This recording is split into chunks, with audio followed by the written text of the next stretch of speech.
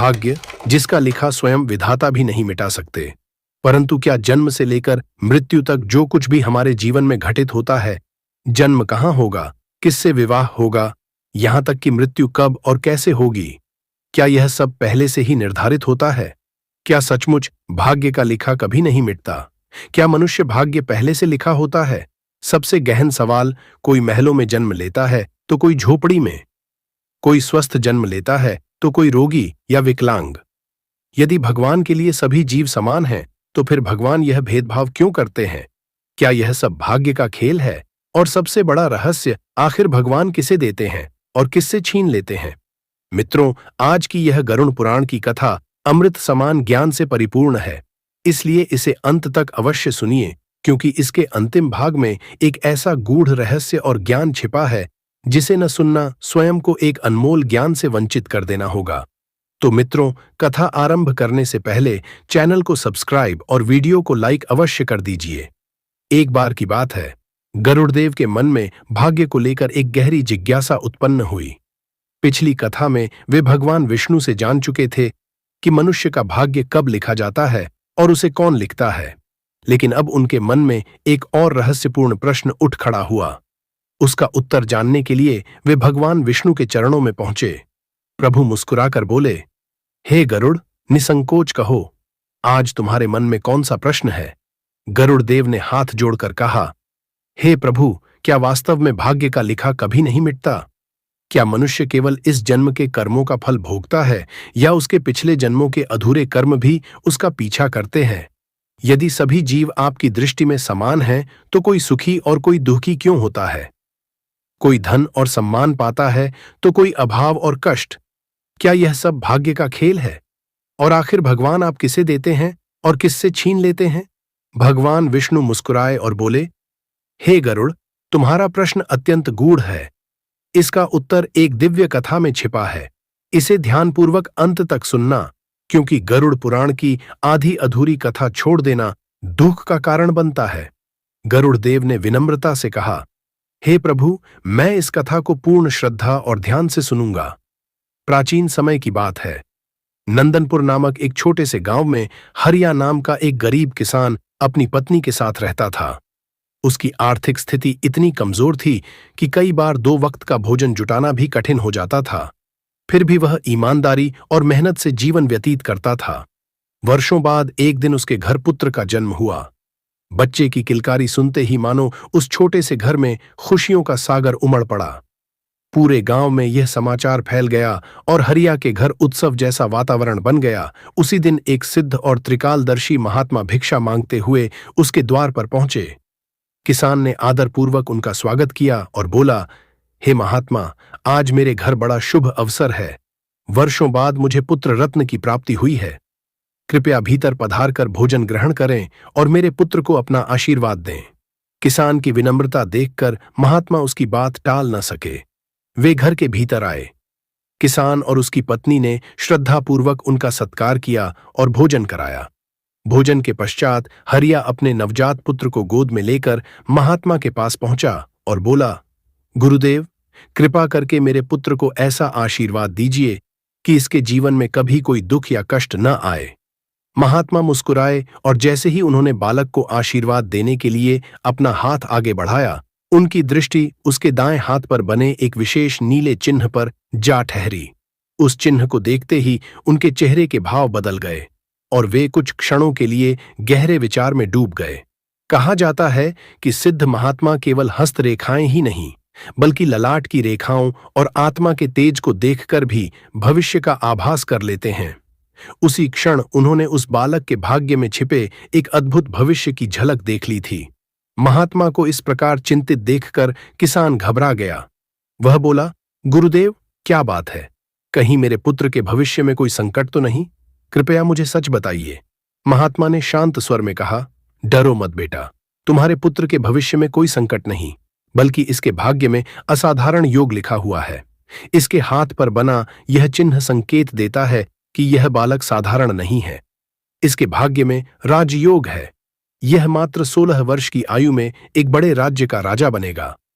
दर्शकों, इस समय शायद आपके मन में भी यही प्रश्न उठ रहा होगा क्या सचमुच एक गरीब किसान का बेटा राजा बन सकता है? और क्या मनुष्य का भाग्य पहले से ही निर्धारित होता है? लेकिन आगे नियति ऐसा खेल खेलने वाली थी जिसकी किसी ने कल्पना भी नहीं की थी। महात्मा की बात सुनकर किसान हैरान रह गया। उसने पूछा, गुरुदेव, मैं तो एक निर्धन किसान हूं, मेरा पुत्र राजा कैसे बन सकता है? महात्मा मुस्कुराए और बोले, ईश्वर की सृष्टि में कुछ भी असंभव नहीं है। यह इसके पूर्व जन्मों के पुण्य कर्मों का फल है। जब यह बालक 16 वर्ष का होगा, तब इसका विवाह इस राज्य के राजा की इकलौती पुत्री से होगा और इसके भाग्य में राजगद्दी का सुख लिखा है।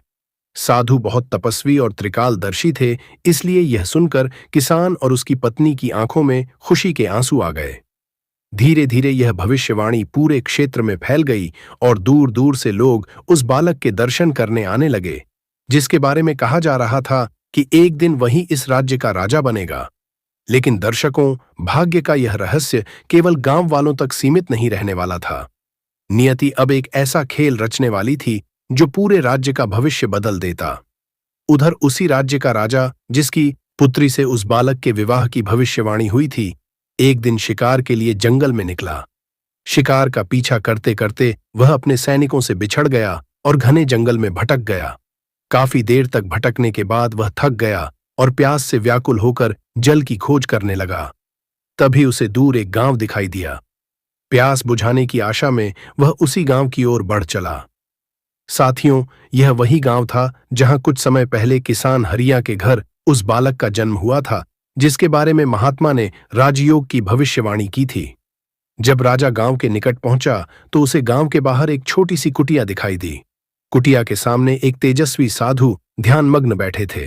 राजा उनके पास पहुंचा, प्रणाम किया और विनम्र स्वर में बोला, हे महात्मा, मैं बहुत प्यासा हूं, यदि थोड़ा जल मिल जाए तो आपकी बड़ी कृपा होगी। साधु ने मुस्कुराकर कहा, राजन, कुछ क्षण प्रतीक्षा करो। इतना कहकर वे कुटिया के भीतर गए और थोड़ी देर बाद जल से भरा एक लोटा लेकर लौटे। राजा ने वह जल ग्रहण किया और अपनी प्यास बुझाई। जल पीने के बाद जैसे ही राजा आगे बढ़ने लगा, उसकी दृष्टि उन लोगों पर पड़ी जो समूह बनाकर किसी दिशा में जा रहे थे। यह देखकर राजा ने उत्सुकता से पूछा, गुरुदेव, इतने सारे लोग कहाँ जा रहे हैं? साधु ने उत्तर दिया, राजन, ये सभी उस किसान के घर जा रहे हैं जिसके यहां कुछ समय पहले एक पुत्र का जन्म हुआ है। राजा ने आश्चर्य से पूछा, लेकिन उस बालक में ऐसी क्या विशेषता है कि लोग उसके दर्शन करने जा रहे हैं? महात्मा ने गंभीर स्वर में कहा, उस बालक के हाथ पर एक दुर्लभ नीला चिन्ह है। वह चिन्ह संकेत देता है कि भविष्य में वही इस राज्य का राजा बनेगा। यह सुनते ही राजा हल्का सा हंस पड़ा। वह बोला, महात्मा जी, यह कैसे संभव है? इस राज्य का राजा तो मैं हूं। एक गरीब किसान का पुत्र भला राजा कैसे बन सकता है? महात्मा ने शांत भाव से उत्तर दिया, राजन, कोई मनुष्य किसी को राजा या भिखारी नहीं बनाता। यह सब नियति और कर्मों का खेल है। और सुनो, केवल राजा ही नहीं बनेगा। आज से 16 वर्ष बाद उसी बालक का विवाह तुम्हारी इकलौती पुत्री से होगा। विवाह के बाद वही इस राज्य का उत्तराधिकारी बनेगा। महात्मा की बात सुनकर राजा चौंक पड़ा। वह तुरंत बोला, मेरी पुत्री? लेकिन मेरी तो कोई संतान ही नहीं है। फिर आपकी यह भविष्यवाणी कैसे सच हो सकती है? महात्मा मुस्कुराए और बोले, आज नहीं है, लेकिन आज से 1 वर्ष बाद तुम्हारी रानी एक कन्या को जन्म देगी। वही कन्या बड़ी होकर उस किसान के पुत्र की पत्नी बनेगी और वही विवाह इस भविष्यवाणी को पूर्ण करेगा। साथियों, महात्मा की यह बात सुनकर राजा के मन में एक साथ 2 भाव उत्पन्न हुए। एक ओर वह प्रसन्न था, क्योंकि वर्षों से संतान सुख से वंचित रहने के बाद उसे यह समाचार मिला था कि वह एक पुत्री का पिता बनने वाला है। लेकिन दूसरी ओर उसका अहंकार आहत हो गया था। वह सोचने लगा, एक साधारण किसान का बेटा मेरा दामाद बनेगा? मेरी पुत्री का विवाह किसी गरीब के घर होगा? नहीं, ऐसा कभी नहीं हो सकता। राजा के चेहरे पर क्रोध साफ दिखाई देने लगा। कुछ क्षण तक वह मौन खड़ा रहा, फिर दृढ़ स्वर में महात्मा से बोला। राजा क्रोध से भर उठा और बोला, महात्मा जी, क्या आपको सच में लगता है कि मैं अपनी राजकुमारी का विवाह एक साधारण किसान के बेटे से कर दूंगा? यह कभी नहीं हो सकता। महात्मा ने शांत स्वर में उत्तर दिया, राजन, जो उस बालक के भाग्य में लिखा जा चुका है उसे कोई नहीं मिटा सकता। विधाता का लिखा पत्थर की लकीर के समान होता है, उसे बदलने का सामर्थ्य किसी मनुष्य में नहीं होता। लेकिन राजा को अपनी शक्ति और पद का बड़ा अहंकार था।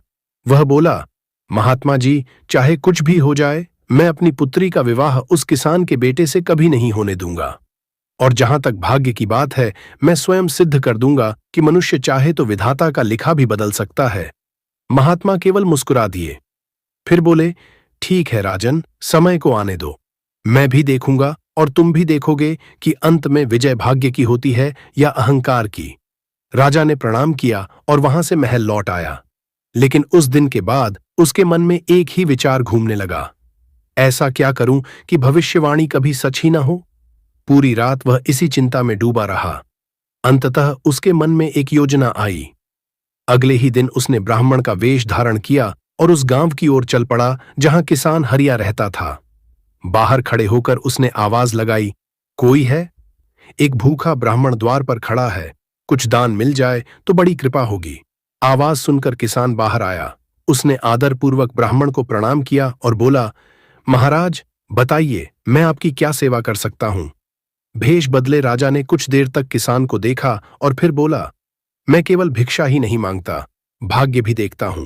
मुझे ऐसा प्रतीत हो रहा है कि तुम्हारे घर में हाल ही में एक पुत्र जन्मा है और उसके दाएं हाथ पर नीले रंग का एक विशेष चिन्ह भी है। यह सुनकर किसान आश्चर्यचकित रह गया। उसने कहा, हाँ महाराज, बिल्कुल ऐसा ही है। ब्राह्मण ने कहा, तो उस बालक को मेरे पास लेकर आओ। किसान तुरंत भीतर गया और अपने पुत्र को गोद में लेकर बाहर आ गया। राजा ने बच्चे को देखा और मन ही मन समझ गया कि यही वही बालक है जिसके बारे में भविष्यवाणी की गई थी। कुछ क्षण मौन रहने के बाद वह गंभीर स्वर में बोला, सुनो किसान, मैं जो कहने जा रहा हूं उसे ध्यान से सुनना। यदि यह बालक तुम्हारे पास रहा तो 16 वर्ष की आयु पूरी होते ही इसकी मृत्यु हो जाएगी। यह सुनते ही किसान के पैरों तले जमीन खिसक गई। ब्राह्मण आगे बोला, लेकिन यदि तुम इस बच्चे को किसी योग्य व्यक्ति को सौंप दोगे तो इसका जीवन बच जाएगा, और जब यह 16 वर्ष का हो जाएगा तब वह व्यक्ति इसे सुरक्षित तुम्हें वापस लौटा देगा। किसान की आंखों में आंसू आ गए। वह बोला, महाराज, यह मेरा इकलौता पुत्र है, मैं इसे अपने से कैसे दूर कर दूं?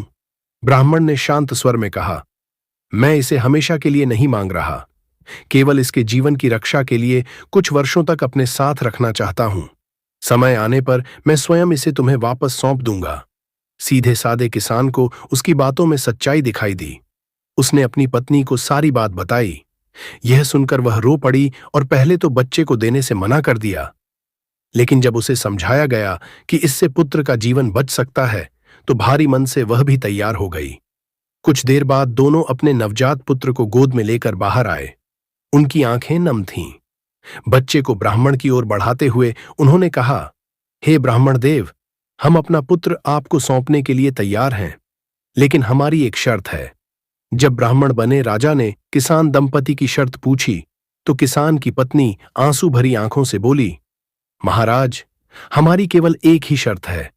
जब मेरा पुत्र 16 वर्ष का हो जाए तब आप उसे सकुशल हमें वापस लौटा देंगे। राजा ने तुरंत हामी भरते हुए कहा, मुझे तुम्हारी शर्त मंजूर है। मैं वचन देता हूं कि समय आने पर तुम्हारा पुत्र तुम्हें अवश्य वापस मिलेगा। भारी मन से मां बाप ने अपने कलेजे के टुकड़े को ब्राह्मण के हाथों में सौंप दिया।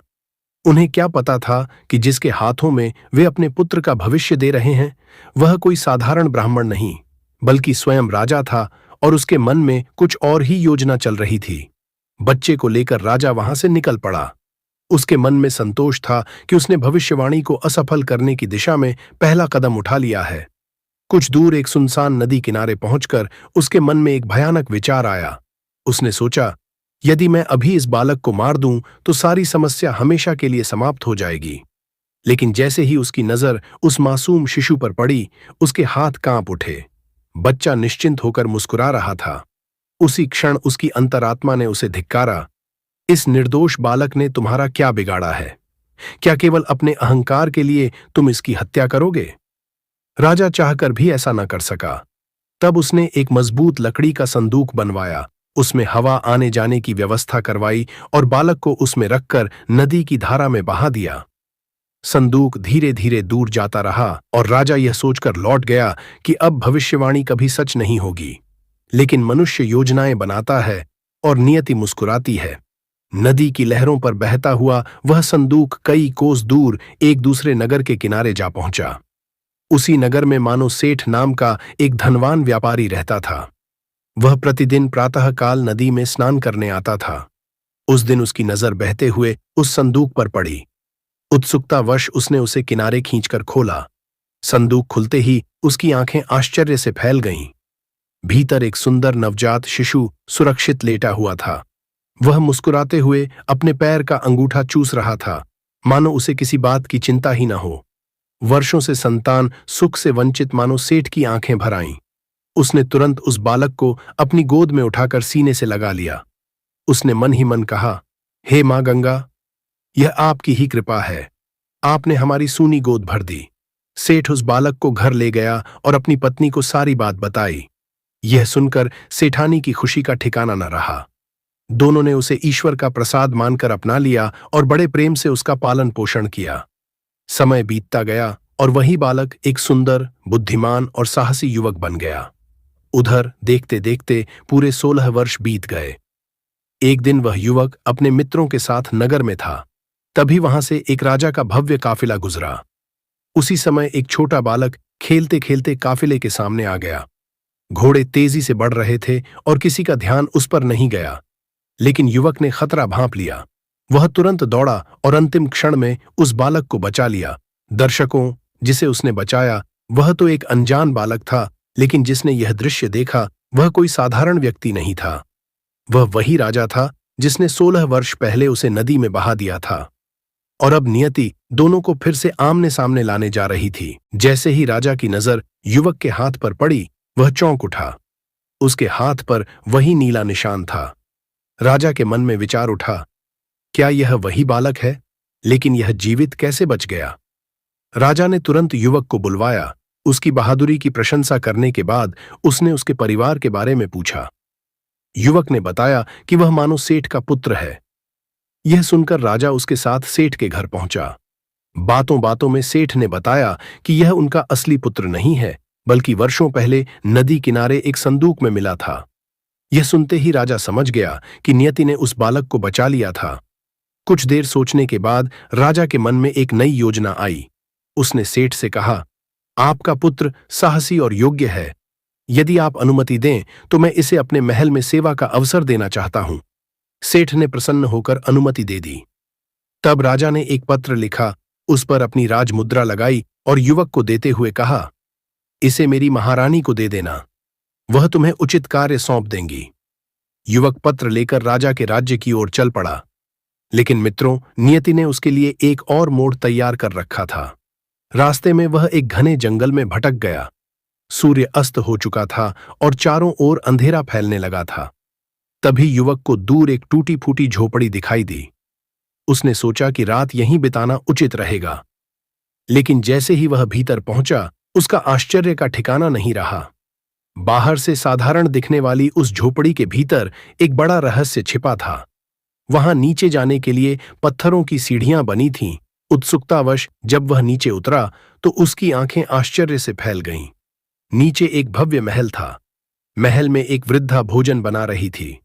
युवक ने उसे प्रणाम किया और रास्ता भटकने से लेकर वहां तक पहुंचने की पूरी बात बताकर एक रात ठहरने की अनुमति मांगी। वृद्धा बोली, बेटा, मुझे कोई आपत्ति नहीं, लेकिन यह डाकुओं का गुप्त अड्डा है।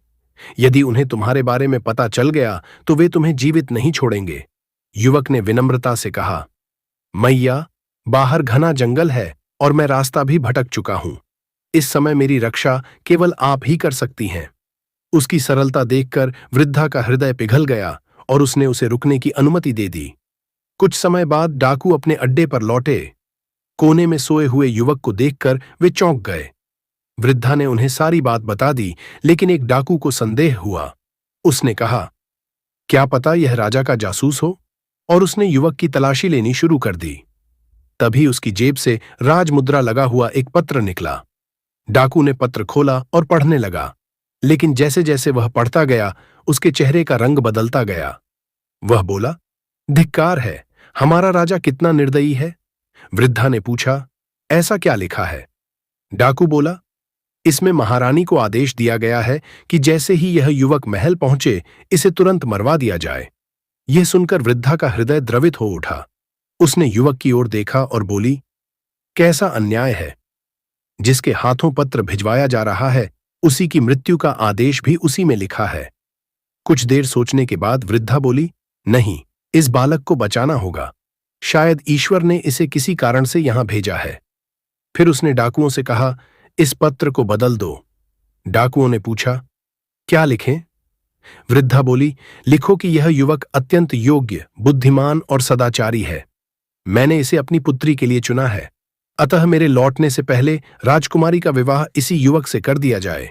डाकुओं को भी उसकी बात उचित लगी। उन्होंने नया पत्र तैयार किया, उस पर सावधानी से राजा की मुहर लगाई और युवक की जेब में वापस रख दिया। अगली सुबह वृद्धा ने युवक को जगाया। युवक ने कृतज्ञ होकर उसके चरण स्पर्श किए, राजमहल का मार्ग पूछा और वहां से चल पड़ा। कई घंटों की यात्रा के बाद वह राजमहल पहुंचा। उसे सीधे महारानी के सामने ले जाया गया। युवक ने प्रणाम करते हुए कहा, महारानी साहिबा, महाराज ने आपके लिए यह पत्र भेजा है। कृपया इसे पढ़कर बताइए कि मुझे क्या करना है। मित्रों, उस युवक को क्या पता था कि उसकी जेब में रखा वही पत्र अब उसकी पूरी जिंदगी बदलने वाला था। दर्शकों, महारानी ने युवक के हाथ से पत्र लिया और पढ़ने लगीं। उसमें लिखा था कि यह युवक अत्यंत योग्य, बुद्धिमान और सदाचारी है तथा राजकुमारी के लिए उपयुक्त वर है। इसलिए राजा के लौटने से पहले ही उसका विवाह राजकुमारी से कर दिया जाए। पत्र पढ़कर महारानी अवश्य आश्चर्यचकित हुईं, लेकिन डाकुओं ने राजा की राजमुद्रा और हस्ताक्षर इतनी कुशलता और सफाई से अंकित किए थे कि उन्हें किसी प्रकार का संदेह नहीं हुआ। उन्हें पूरा विश्वास था कि यह पत्र स्वयं राजा द्वारा ही भेजा गया है। इसलिए उन्होंने बिना विलंब किए राजपुरोहितों को बुलवाया और शुभ मुहूर्त में राजकुमारी का विवाह उस युवक के साथ करवा दिया। देखते ही देखते वह साधारण युवक राज परिवार का दामाद बन गया। उधर राजा अपना कार्य समाप्त करके लौट रहा था। उसे पूरा विश्वास था कि अब तक युवक की मृत्यु हो चुकी होगी और साधु की भविष्यवाणी असत्य सिद्ध हो गई होगी। लेकिन महल पहुंचते ही उसके होश उड़ गए। जिस युवक को वह मृत्यु के मुख में भेज चुका था वही उसके महल में सम्मान के साथ बैठा था। इतना ही नहीं, उसका विवाह राजकुमारी से भी हो चुका था। यह जानकर राजा क्रोध से भर उठा। वह महारानी के पास पहुंचा और बोला, मैंने उसे मरवाने का आदेश दिया था, फिर उसका विवाह कैसे हो गया? महारानी ने शांत स्वर में उत्तर दिया, महाराज, मैंने तो वही किया जो आपके पत्र में लिखा था। राजा ने तुरंत पत्र मंगवाया। जब उसने पत्र पढ़ा तो उसके पैरों तले जमीन खिसक गई। उसमें लिखा संदेश पूरी तरह बदल चुका था। क्रोध में उसने सैनिकों को आदेश दिया कि युवक को तुरंत दरबार में प्रस्तुत किया जाए। युवक के आते ही राजा ने तलवार निकाल ली और गरज कर बोला, एक गरीब किसान का पुत्र होकर तुमने राजकुमारी से विवाह करने का साहस कैसे किया? आज तुम्हें इसका दंड मिलेगा। युवक घबराकर बोला, महाराज, मैंने कोई अपराध नहीं किया। मैं तो स्वयं को एक सेठ का पुत्र मानता हूं। आखिर मेरी गलती क्या है? लेकिन राजा कुछ सुनने को तैयार नहीं था। तभी राजकुमारी उसके सामने आकर खड़ी हो गई और बोली, पिताजी, यदि इन्हें मारना है तो पहले मुझे मारना होगा। पूरा दरबार स्तब्ध रह गया। उसी समय एक सैनिक दौड़ता हुआ आया और बोला, महाराज, एक सिद्ध महात्मा आपसे मिलना चाहते हैं। राजा ने उन्हें तुरंत अंदर बुलवाया। कुछ ही क्षणों बाद महात्मा दरबार में पहुंचे। राजा ने उनका सम्मान किया, लेकिन महात्मा मुस्कुराकर बोले, राजन, लगता है आपने मुझे पहचाना नहीं। मैं वही साधु हूं जिससे तुम 16 वर्ष पहले जंगल में मिले थे, वही जिसने तुम्हें बताया था कि एक गरीब किसान का पुत्र एक दिन तुम्हारा दामाद बनेगा और इस राज्य का राजा बनेगा। ये सुनते ही राजा स्तब्ध रह गया। महात्मा आगे बोले, तुमने उसे उसके माता पिता से दूर किया, नदी में बहाया, मृत्यु का आदेश लिखा, बार बार नियति को बदलने का प्रयास किया, लेकिन क्या हुआ? अंत में वही हुआ जो विधाता ने पहले ही लिख दिया था। दरबार में सन्नाटा छा गया। राजा की आंखें झुक गईं। उसका अहंकार चूर चूर हो चुका था। वह हाथ जोड़कर बोला, गुरुदेव, आज मैं स्वीकार करता हूं कि मनुष्य चाहे कितना भी शक्तिशाली क्यों न हो, वह भाग्य के लिखे को नहीं मिटा सकता। मैंने अपनी शक्ति पर घमंड किया था, लेकिन नियति के सामने हार गया। महात्मा मुस्कुराए और बोले, राजन, यही संसार का शाश्वत सत्य है। जो भाग्य में लिखा होता है वह किसी न किसी मार्ग से मनुष्य तक पहुंच ही जाता है। इसलिए अहंकार नहीं, विनम्रता धारण करो और ईश्वर की व्यवस्था पर विश्वास रखो। महात्मा की बातें सुनकर राजा की आंखें खुल गईं। उसने उसी क्षण युवक को अपना दामाद स्वीकार कर लिया और बाद में अपना राजपाट भी उसे सौंप दिया। मित्रों, जिस बालक का जन्म एक गरीब किसान के घर हुआ था, वही अंततः उस राज्य का राजा बना। और जो राजा भाग्य को बदलने निकला था, उसे भी अंत में नियति के सामने झुकना पड़ा। क्योंकि मनुष्य लाख प्रयास कर ले, लेकिन जो विधाता ने लिख दिया हो उसे कोई मिटा नहीं सकता। मित्रों, इस कथा से एक बात स्पष्ट हो जाती है कि जब समय और नियति अपना निर्णय कर लेते हैं तो राजा हो या रंक, कोई भी उसे रोक नहीं सकता। ऐसा ही एक प्रसंग द्वापर युग में भी देखने को मिलता है। जब कंस को यह भविष्यवाणी सुनाई गई कि उसकी मृत्यु उसकी बहन देवकी की 8वीं संतान के हाथों होगी, तब उसने नियति को बदलने के लिए हर संभव प्रयास किया। उसने देवकी और वसुदेव को कारागार में डाल दिया, उनकी संतानों का वध किया और अपनी शक्ति के बल पर भाग्य को चुनौती देने का प्रयास किया। लेकिन अंत में वही हुआ जो विधाता ने पहले ही निर्धारित कर रखा था। देवकी की 8वीं संतान के रूप में भगवान श्री कृष्ण का जन्म हुआ और उन्हीं के हाथों कंस का अंत भी हुआ। सनातन धर्म के अनुसार जीवन की कुछ घटनाएं पूर्व निर्धारित अवश्य हो सकती हैं, लेकिन इसका अर्थ यह नहीं कि भाग्य बदला नहीं जा सकता। भाग्य पत्थर की लकीर नहीं है। मनुष्य अपने सत्कर्मों, भक्ति, सेवा और धर्मपूर्ण आचरण से अपने भविष्य की दिशा बदल सकता है। दर्शकों, भाग्य को कर्मों के द्वारा कैसे बदला जा सकता है, इस विषय पर हम इस वीडियो के पहले भाग में विस्तार से चर्चा कर चुके हैं। इसलिए इस वीडियो के बाद उस भाग को भी अवश्य देखिए। आइए अब इस पूरी कथा के सबसे महत्वपूर्ण भाग को समझते हैं। वीडियो की शुरुआत में हमने चर्चा की थी कि कोई जन्म से धन, सुख और सम्मान क्यों पाता है, जबकि कोई गरीबी और दुखों में जीवन बिताता है और कोई अंधा, अपंग या रोगग्रस्त जन्म लेता है। यदि भगवान के लिए सभी जीव समान हैं, तो फिर भगवान किसे देते हैं और किससे छीन लेते हैं? क्या यह केवल भाग्य का खेल है या इसके पीछे कर्मों का कोई गहरा रहस्य छिपा है? गरुड़ पुराण में इन प्रश्नों का अत्यंत गूढ़ उत्तर बताया गया है। आइए अब उसी रहस्य से पर्दा उठाते हैं। प्राचीन काल में अक्षयपुरी नाम का एक समृद्ध राज्य था। वहां राजा रत्नधर का शासन था, जो धर्मात्मा, न्यायप्रिय और प्रजा के प्रिय थे। राज्य में धन, वैभव और सुख शांति की कोई कमी नहीं थी, लेकिन एक दुख ऐसा था जो राजा के हृदय को भीतर ही भीतर खाए जा रहा था। उन्हें संतान सुख प्राप्त नहीं हुआ था। राजा और रानी ने वर्षों तक यज्ञ, दान, पुण्य और तपस्या की।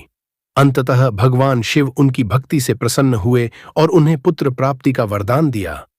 कुछ समय बाद रानी ने एक पुत्र को जन्म दिया। पूरे राज्य में उत्सव मनाया जाने लगा, लेकिन यह खुशी अधिक देर तक टिक न सकी। जब बालक को देखा गया तो महल में सन्नाटा छा गया। वह जन्म से ही विकलांग और अत्यंत दुर्बल था। राजा रत्नधर का हृदय टूट गया। वे बार बार सोचने लगे, मैंने जीवन भर धर्म का पालन किया, प्रजा का कल्याण किया, फिर मेरे पुत्र के साथ ऐसा क्यों हुआ? एक मासूम बालक को जन्म से ही इतना कष्ट क्यों मिला? इन प्रश्नों का उत्तर खोजने के लिए राजा भगवान श्री कृष्ण की शरण में पहुंचे। उन्होंने व्याकुल होकर पूछा, हे प्रभु, यदि कर्मों का फल मिलता है तो मेरे पुत्र का क्या दोष है? और यदि भाग्य पहले से लिखा होता है तो फिर मनुष्य के कर्मों का महत्व क्या है? भगवान श्री कृष्ण मंद मंद मुस्कुराए और बोले, राजन, यही वह रहस्य है जो अधिकांश मनुष्यों को भ्रमित करता है। वे केवल एक जन्म देखते हैं, जबकि आत्मा की यात्रा अनेक जन्मों तक फैली होती है। तुम्हारे पुत्र की कहानी केवल इस जन्म से नहीं, उसके पूर्व कर्मों से भी जुड़ी है। जो बीज आत्मा पिछले जन्मों में बोती है, उसी का फल समय आने पर प्राप्त करती है। इसलिए कोई जन्म से सुख पाता है और कोई संघर्ष। राजा ने तुरंत पूछा, तो क्या सब कुछ पहले से ही तय होता है? भगवान श्री कृष्ण मुस्कुराए और बोले, राजन, जन्म, मृत्यु और जीवन की कुछ प्रमुख घटनाएं कर्मों के अनुसार निर्धारित अवश्य हो सकती हैं, लेकिन मनुष्य का वर्तमान कर्म उसके भविष्य को निरंतर बदलता रहता है। भाग्य कोई बंद दरवाजा नहीं, बल्कि पिछले कर्मों का परिणाम है। राजा ध्यानपूर्वक सुन रहे थे। तब भगवान आगे बोले, और सुनो राजन, तुम्हारे पुत्र का जन्म केवल उसके कर्मों से ही नहीं, बल्कि तुम्हारे और उसके बीच के पुराने कर्म बंधन से भी जुड़ा है। इस संसार में कोई भी संबंध संयोग से नहीं बनता। माता पिता, संतान, पति पत्नी, मित्र और यहां तक कि शत्रु भी किसी न किसी कर्म संबंध के कारण हमारे जीवन में आते हैं। यह सुनकर राजा आश्चर्यचकित रह गए। उन्होंने पूछा, तो क्या मेरी संतान भी किसी पुराने कर्म का परिणाम है? भगवान बोले, हाँ राजन, कुछ संतानें सुख और सम्मान लेकर आती हैं, कुछ पुराने आड़ चुकाने आती हैं और कुछ हमें जीवन के महत्वपूर्ण पाठ सिखाने आती हैं। इसलिए हर संबंध के पीछे कोई न कोई गहरा कारण अवश्य होता है। फिर भगवान ने गंभीर स्वर में कहा, मनुष्य अक्सर पूछता है, मेरे साथ ही ऐसा क्यों हुआ? लेकिन वह यह नहीं देखता कि आत्मा की यात्रा केवल एक जन्म की नहीं होती। जैसे भूखा बछड़ा हजारों गायों के बीच भी अपनी मां को खोज लेता है, उसी प्रकार मनुष्य के कर्म भी कई जन्मों तक उसका पीछा करते हैं और समय आने पर अपना फल अवश्य देते हैं। राजा कुछ क्षण मौन रहे, फिर बोले, हे प्रभु, यदि सब कुछ कर्मों का फल है तो क्या मनुष्य अपने भाग्य को बदल नहीं सकता? भगवान श्री कृष्ण मुस्कुराए, यही सबसे बड़ा रहस्य है राजन। मनुष्य भाग्य का दास नहीं है। याद रखो, बबूल का बीज बोकर आम के फल की आशा नहीं की जा सकती। जैसा कर्म होगा वैसा ही फल मिलेगा।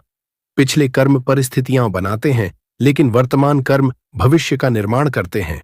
इसलिए बुद्धिमान व्यक्ति भाग्य को दोष देने के बजाय अपने कर्मों को श्रेष्ठ बनाने में लग जाता है। राजा ने तुरंत पूछा, तो क्या मेरा पुत्र भी अपना भविष्य बदल सकता है? भगवान बोले, निश्चित रूप से। उसका जन्म किन परिस्थितियों में हुआ, यह पूर्व कर्मों का परिणाम हो सकता है, लेकिन वह आगे क्या बनेगा, यह उसके वर्तमान कर्म तय करेंगे। यदि उसे साहस, धैर्य, अच्छे संस्कार और धर्म का मार्ग मिलेगा तो वही बालक महान कार्य कर सकता है। फिर भगवान ने कहा, और एक बात सदैव याद रखना राजन, जब मनुष्य भक्ति, सेवा और सत्कर्मों का मार्ग अपनाता है, तब ईश्वर की कृपा उस पर ऐसी बरसती है कि जो विशाल पत्थर उसके ऊपर गिरने वाला होता है, वह छोटे छोटे टुकड़ों में बिखर जाता है। कर्म फल तो भोगना पड़ता है, लेकिन उसकी चोट उतनी नहीं लगती जितनी लग सकती थी। भगवान की बातें सुनकर राजा रत्नधर की आंखें खुल चुकी थीं। अब वे अपने पुत्र को अभिशाप नहीं, बल्कि ईश्वर द्वारा दी गई एक जिम्मेदारी के रूप में देखने लगे। तब भगवान श्री कृष्ण मुस्कुराए और बोले, लेकिन राजन, अभी तुम्हारे सबसे महत्वपूर्ण प्रश्न का उत्तर शेष है। तुम जानना चाहते थे कि कोई जन्म से सुखी क्यों होता है और कोई दुखों में जीवन क्यों बिताता है। तब भगवान श्री कृष्ण मुस्कुराए और बोले, राजन, अब आगे की कथा ध्यानपूर्वक सुनो, क्योंकि तुम्हारे प्रश्न का उत्तर इसी में छिपा है। यही प्रश्न कभी राजा भोज के मन में भी उठा था। तब यमराज के दिव्य देवदूत ने उन्हें उनके पूर्व जन्मों का ऐसा रहस्य दिखाया जिसने उनके जीवन की सारी धारणाएं बदल दी थीं। अब मैं तुम्हें वही अद्भुत कथा सुनाता हूं। इसे ध्यान से सुनो, क्योंकि आगे जो रहस्य प्रकट होने वाला है वही तुम्हारे सभी प्रश्नों का उत्तर है। बहुत प्राचीन समय की बात है। उज्जैन नगरी में राजा भोज का शासन था। उनके पास अपार धन, वैभव और सम्मान था। दूर दूर तक उनकी समृद्धि की चर्चा होती थी। लेकिन जब वे अपने राज्य में गरीब, रोगी और विकलांग लोगों को देखते तो उनके मन में एक प्रश्न बार बार उठता, मैंने ऐसे कौन से कर्म किए कि मुझे राजपाट और सुख मिला, और इन लोगों ने ऐसे कौन से कर्म किए कि इन्हें दुख, अभाव और कष्टों से भरा जीवन मिला। विशेषकर एक जन्म से अंधे भिखारी को देखकर उनका मन विचलित हो उठता। वे सोचते, यदि ईश्वर के लिए सभी जीव समान हैं, तो कोई महलों में और कोई फुटपाथ पर क्यों जन्म लेता है। एक रात इसी चिंता में डूबे राजा भोज के सामने एक दिव्य पुरुष प्रकट हुए। उन्होंने कहा, राजन, यदि तुम अपने प्रश्नों का उत्तर जानना चाहते हो तो मेरे साथ चलो। आज मैं तुम्हें कर्म और भाग्य का ऐसा रहस्य दिखाऊंगा जिसके बाद तुम्हारे सभी संदेह समाप्त हो जाएंगे। इतना कहकर देवदूत ने अपना हाथ राजा भोज की आंखों पर रखा और अगले ही क्षण समय का पहिया सैकड़ों वर्ष पीछे घूमने लगा।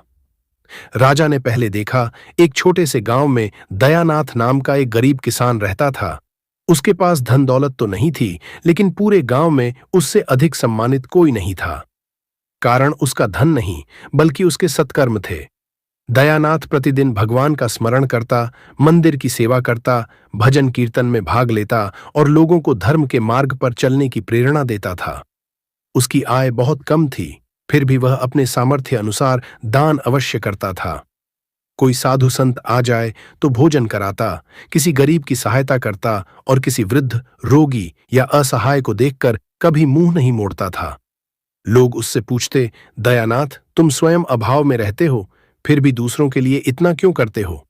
वह मुस्कुराकर कहता, मनुष्य की पहचान उसके धन से नहीं, उसके कर्मों से होती है। धन का सच्चा मूल्य तभी है जब वह किसी के काम आए। समय बीतता गया। फिर एक वर्ष भयंकर अकाल पड़ा। दयानाथ के घर में भी केवल कुछ दिनों का अन्न बचा था। तभी एक अत्यंत वृद्ध और भूखी महिला उसके द्वार पर पहुंची और भोजन की याचना करने लगी। एक ओर अपने परिवार की चिंता थी और दूसरी ओर उस वृद्धा के प्राण। लेकिन दयानाथ ने बिना किसी संकोच के घर का बचा हुआ सारा अन्न उसे दे दिया।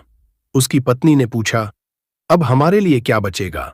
दयानाथ शांत स्वर में बोला, यदि हमारे हिस्से का अन्न किसी के प्राण बचा दे तो इससे बड़ा पुण्य क्या होगा? जिसने आज उसे हमारे द्वार भेजा है वही कल हमारी व्यवस्था भी करेगा। मित्रों, उस दिन दयानाथ ने केवल अन्न का दान नहीं किया था, बल्कि अपने पूरे जीवन की भक्ति, सेवा, त्याग और करुणा को कर्म में बदल दिया था। उसी दिन उसने वह बीज बोया जिसका फल उसे अगले जन्म में मिलने वाला था। दयानाथ भले ही गरीब था, लेकिन धन का मूल्य समझता था। उसने कभी जुए, मदिरा, व्यर्थ के दिखावे या बुरे कार्यों में धन नष्ट नहीं किया। उसकी छोटी सी कमाई भी धर्म, सेवा और जरूरतमंदों की सहायता में ही लगती थी। दृश्य बदल गया। राजा भोज ने देखा कि अगले जन्म में वही दयानाथ एक अत्यंत समृद्ध व्यापारी के घर जन्म लेता है। उसके पास धन, वैभव, सम्मान और सुख सुविधाओं की कोई कमी नहीं थी। यह देखकर राजा भोज आश्चर्यचकित रह गए। तब देवदूत मुस्कुराकर बोले, राजन, अमीर घर में जन्म अचानक नहीं मिलता। उसके पीछे वर्षों के सत्कर्म, दान, सेवा, त्याग और धर्मपूर्ण जीवन छिपा होता है। दयानाथ ने अभावों में रहकर भी दूसरों की सहायता की, अपने धन का सदुपयोग किया और सदैव धर्म के मार्ग पर चला। यही उसके कर्मों का फल है। फिर देवदूत बोले, याद रखो राजन, कर्म कभी व्यर्थ नहीं जाते। वे समय आने पर अवश्य फल देते हैं। मनुष्य जैसा बीज बोता है वैसा ही फल प्राप्त करता है। यही कारण है कि कुछ लोग जन्म से ही सुख, सम्मान और समृद्धि पाते हैं, जबकि कुछ को अभाव और संघर्षों के बीच जीवन आरंभ करना पड़ता है। इसके बाद देवदूत ने राजा भोज को दूसरा दृश्य दिखाया। इस बार उनके सामने एक समृद्ध नगर था। वहां कंचनमल नाम का एक अत्यंत धनी सेठ रहता था। उसके पास अपार धन दौलत, विशाल हवेलियां, भरी हुई तिजोरियां और अनगिनत नौकर चाकर थे। लेकिन जितना धन उसके पास था, उतनी ही गरीबी उसके हृदय में थी। कंचनमल ने धन तो बहुत कमाया, लेकिन उसका सदुपयोग कभी नहीं किया। वह धन को धर्म, सेवा और सत्कर्मों में लगाने के बजाय भोग विलास, मदिरा, दिखावे और व्यर्थ के ऐश्वर्य में खर्च करता था। उसे महंगे वस्त्र, दुर्लभ आभूषण और विलासिता की वस्तुएं जुटाने का शौक था। धन उसके पास बहुत था, लेकिन किसी भूखे को भोजन कराना, किसी निर्धन की सहायता करना, किसी मंदिर, भंडारे या धर्म कार्य में योगदान देना उसे व्यर्थ लगता था। एक दिन उसके द्वार पर लगभग 5 वर्ष का एक बालक पहुंचा। उसकी आंखों में आंसू थे और शरीर भूख से कांप रहा था। उसने हाथ जोड़कर कहा, सेठ जी, मेरी मां बहुत बीमार है। हम 2 दिन से भूखे हैं। कृपा करके थोड़ा अन्न दे दीजिए। लेकिन कंचनमल का हृदय नहीं पसीजा। वह क्रोध से बोला, मैंने क्या पूरे नगर का ठेका ले रखा है? इसे यहां से भगा दो। नौकरों ने उस बालक को धक्के देकर वहां से भगा दिया। कहते हैं, उसी रात उसकी बीमार मां ने भी प्राण त्याग दिए। दर्शकों, यह केवल एक घटना नहीं थी। कंचनमल का पूरा जीवन लगभग ऐसा ही था। वह धन को पानी की तरह बहाता था, लेकिन कभी धर्म के मार्ग में एक बूंद भी नहीं बहाता था। उसके द्वार पर उत्सव होते थे, लेकिन किसी भूखे का पेट नहीं भरता था। उसकी तिजोरियां भरती जा रही थीं, लेकिन उसके पुण्य का खाता खाली था। समय बीतता गया और एक दिन उसकी मृत्यु भी आ गई। उस समय उसके पास अथाह धन था, लेकिन ऐसा कोई नहीं था जो सच्चे मन से उसके लिए आंसू बहाता। दृश्य फिर बदला। राजा भोज ने देखा कि अगले जन्म में वही कंचनमल एक अत्यंत गरीब परिवार में जन्म लेता है। बचपन से ही अभाव, संघर्ष और कठिनाइयां उसका पीछा करती रहीं। वह दिन रात मेहनत करता, फिर भी जीवन केवल 2 वक्त की रोटी तक सीमित था। यह देखकर राजा भोज गंभीर हो गए। तब देवदूत बोले, राजन, इसे दंड मत समझो, इसे शिक्षा समझो। पिछले जन्म में इसे धन मिला था, लेकिन उसने धन का सम्मान नहीं किया। उसने उसे धर्म, सेवा और परोपकार में लगाने के बजाय केवल अपने सुखों पर खर्च किया। उसने कभी दूसरों की पीड़ा नहीं समझी। इसलिए इस जन्म में जीवन उसे वही पाठ सिखा रहा है जिसे वह पहले नहीं सीख पाया था, कि धन का मूल्य संग्रह में नहीं, सदुपयोग में है। और करुणा के बिना वैभव भी अंततः निर्धनता ही बन जाता है। राजा भोज की आंखें नम हो चुकी थीं। अब उन्हें समझ आ गया था कि कोई अमीर क्यों जन्म लेता है और कोई गरीब। लेकिन उनके मन में एक बड़ा प्रश्न अब भी शेष था। उन्होंने धीमे स्वर में पूछा, देवदूत जी, यदि धन और गरीबी पिछले कर्मों का फल है, तो फिर एक मासूम बालक का क्या दोष होता है?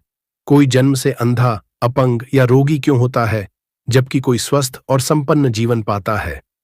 और ऐसा भी क्यों होता है कि एक संतान माता पिता के जीवन में सुख और सम्मान लेकर आती है, जबकि दूसरी संतान उनके लिए जीवन भर चिंता और दुख का कारण बन जाती है? जो माता पिता संतान को पाल पोष कर बड़ा करती है, वही संतान एक दिन उसे घर के बाहर निकाल देता है। यह सुनकर देवदूत कुछ क्षण मौन रहे, फिर गंभीर स्वर में बोले, राजन, मनुष्य अक्सर केवल परिणाम देखता है, कारण नहीं। जब वह किसी बालक को जन्म से अंधा, अपंग या रोगी देखता है तो तुरंत पूछता है, इस मासूम का क्या दोष है? लेकिन आत्मा की कहानी केवल एक जन्म की नहीं होती। वह अपने साथ अनेक जन्मों के कर्म, संस्कार और अधूरे अनुभव लेकर चलती है। देवदूत आगे बोले, कुछ आत्माएं ऐसी भी होती हैं जो पिछले जन्मों में मनुष्य शरीर के महत्व को नहीं समझ पाती। यह दुर्लभ देह ईश्वर की अमूल्य देन है, लेकिन वे इसे नशे, दुर्व्यसनों, हिंसा, आलस्य या अन्य बुरे कर्मों में नष्ट कर देती हैं। कुछ तो अपने ही शरीर का सम्मान किए बिना जीवन समाप्त करने का प्रयास भी कर बैठती हैं।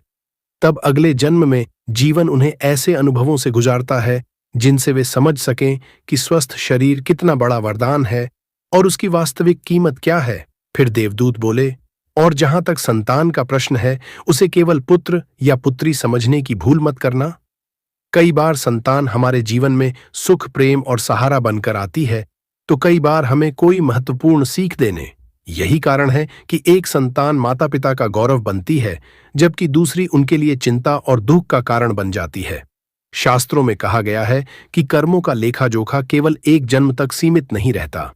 कई बार जो व्यक्ति अपने माता पिता की उपेक्षा करता है, उनका अनादर करता है या उन्हें दुख पहुंचाता है, वही कर्मफल किसी न किसी रूप में उसके पास लौट कर आता है। तब उसे भी संतान के प्रेम, सम्मान और सेवा से वंचित होना पड़ सकता है। यही कारण है कि कुछ माता पिता को अपने बच्चों से अपार प्रेम मिलता है, जबकि कुछ को जीवन के अंतिम समय में अकेलेपन और उपेक्षा का सामना करना पड़ता है। इसके बाद देवदूत ने कहा, लेकिन राजन, हर कष्ट केवल दंड नहीं होता। कई बार वह आत्मा के विकास का साधन भी होता है। जैसे साधारण विद्यार्थी को साधारण परीक्षा दी जाती है, लेकिन जो अधिक सक्षम होता है उसे कठिन परीक्षा दी जाती है। उसी प्रकार कुछ आत्माएं ऐसे जीवन में जन्म लेती हैं जहां संघर्ष अधिक होता है, ताकि वे धैर्य, साहस और आत्मबल के उच्चतम स्तर को प्राप्त कर सकें। राजा ने पूछा, तो क्या जन्म से विकलांग या दुख झेलने वाले लोग अभागे नहीं होते? देवदूत मुस्कुराए और बोले, नहीं राजन, वे अभागे नहीं होते। कई बार वे हम सबसे अधिक साहसी होते हैं। जो पीड़ा वे सहते हैं उसकी कल्पना भी सामान्य मनुष्य नहीं कर सकता। और जो माता पिता, भाई बहन या परिवार उनकी सेवा करते हैं, वे भी अदृश्य रूप से महान पुण्य अर्जित करते हैं। देवदूत बोले, राजन, आज तुमने देख लिया कि भगवान किसी से कुछ छीनते नहीं और किसी को बिना कारण कुछ देते भी नहीं। मनुष्य जो बोता है वही किसी न किसी जन्म में काटता है। ईश्वर केवल कर्मों का न्याय करते हैं।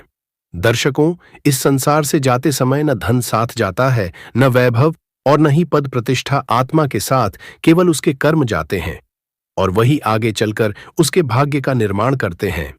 और याद रखिए, चाहे भाग्य पहले से लिखा गया हो, फिर भी कर्म ही वह शक्ति है जिनके द्वारा मनुष्य अपने भविष्य की दिशा बदल सकता है। भगवान की भक्ति, सत्कर्म, सेवा और धर्म के मार्ग पर चलकर मनुष्य अपने जीवन में आने वाले अनेक कष्टों को कम कर सकता है। इसलिए भाग्य से मत डरिए, अपने कर्मों को श्रेष्ठ बनाइए, क्योंकि आज के कर्म ही कल का भाग्य लिखते हैं। मित्रों, यदि इस कथा से आपको कुछ नया सीखने को मिला हो तो वीडियो को लाइक अवश्य करें और कमेंट करके बताइए कि इस कथा का कौन सा भाग आपको सबसे अधिक प्रेरणादायक लगा। और यदि आप गरुड़ पुराण तथा सनातन धर्म के ऐसे ही गहरे रहस्यों और अद्भुत कथाओं पर और वीडियो देखना चाहते हैं तो कमेंट में अवश्य लिखें गरुड़ पुराण। साथ ही यदि आपने इस श्रृंखला का पहला भाग अभी तक नहीं देखा है तो इस वीडियो के बाद उसे भी अवश्य देखें, क्योंकि उसके बिना यह ज्ञान और भी अधूरा रह जाएगा। चैनल को सब्सक्राइब करना न भूलें, क्योंकि हम आपके लिए ऐसी ही दुर्लभ, रहस्यमयी और ज्ञानवर्धक